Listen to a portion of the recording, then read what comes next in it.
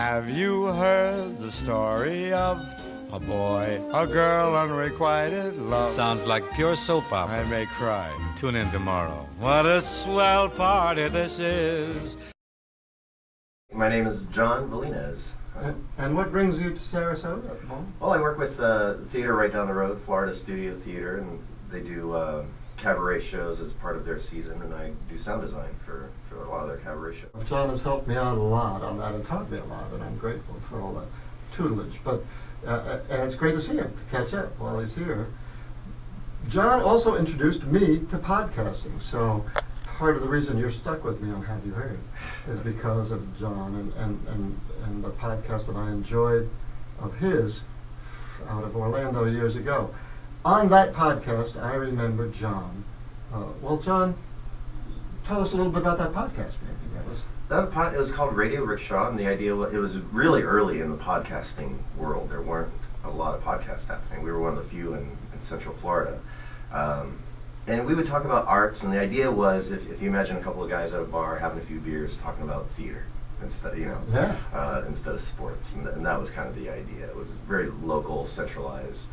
But fun and relaxed, and I looked forward to it and was proud to have contributed. You were a guest on it, and you'd often send us email corrections about some stupid thing that we said. You know, guys, the way it really is. It was a librarian in me, even had to get the authority information involved. But it was great, and on that podcast, I remember hearing John talk about listening to audiobooks, and there was some debate with your fellow podcasters about that. Yeah, Don was the co-host of the show, and he'd say, "Oh, you're not reading a book." I tell him I'm reading this book. "You're not reading, you're listening."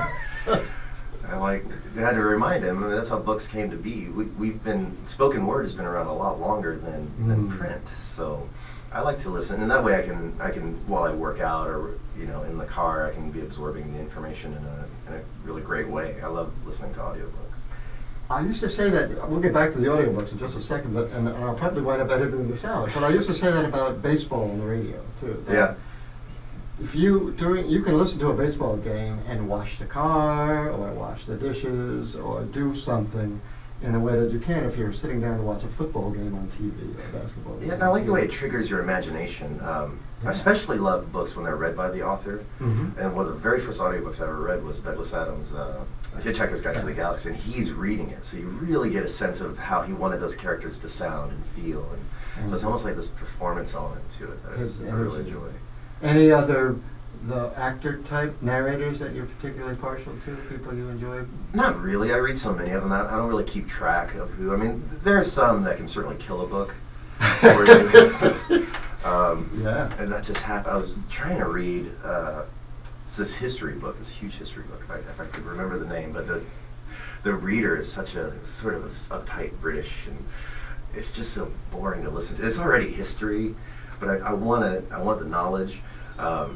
And you can usually tell pretty soon if the is killing it. It's like early on. This guy, but I'm trying because I really want to read the book. Yeah.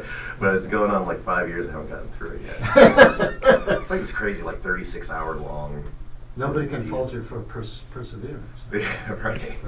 Now, but what are you listening to at the moment that you are enjoying? Right now, oddly enough, I've never read any of his novels, but I'm listening to A Movable Feast by Ernest Hemingway. I really love memoirs and biographies, and that's kind of course, sci-fi too, but I tend to lean towards, I listen to a lot of Anthony Robbins, and he says there's always someone out there doing the things that you want to do, and I love to write. I want to, my dream is to kind of be a writer and write a book at some point, or a sitcom or something.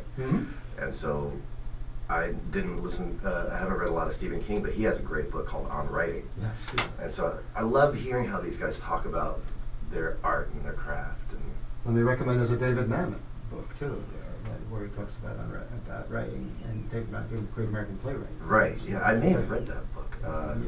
But Truth and Fiction. There's another one about like notes from it, where he was talks about sitting in cafes, listening to people talk and stuff. I'll have to check that one out because I just love that. There's so many people doing the things that you want to do, and there's so many books on everything that that you want. So it's good to consume that. Did you have a kind of, before you started listening to Movable Feast, did you have a kind of image of what Hemingway was to you, what he meant? I mean, Hemingway's so iconic, I think everybody kind of has that image. What was it?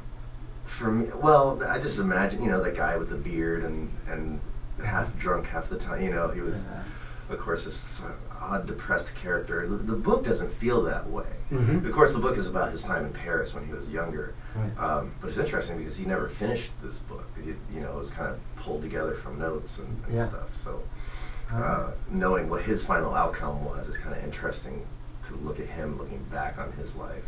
But you're grooving on it.